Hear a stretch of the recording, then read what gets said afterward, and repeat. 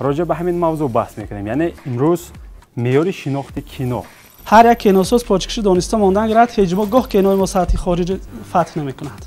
لیکن گپ در سر آن که تا کدام اندازه در تاجیکستان کینو رشد کرده است. اکتور خوب بازی کرده نتواند و فیلمی خوب حساب نمیشود. تا حتی ما رژیسور و اپراتورش به من اهمیت میدهم. تنظیمگر همین کینو به این چیز اعتبار کرد خوبتر میشد. وقتی که فیلم میبینن هم خیلی استاپ کنن و نگاه کنن در همون داخل یک کادر چی چیزها هست. تماشابین عادی سناریوی فیلم به اینو بعد میگیرد. مسئله ایده مثلا در کدام سطح هست، پایان است، بالا رفت و مسئله دیگر است. در مورد کینوشناسی هم باید قربانی باشد. زمین پدریم فروختم به خاطر که یک فیلم ساخته شود. ما همه وقت خودمان قربان کرده نمیتوانیم، بالاخره قربان میشویم در حقیقت.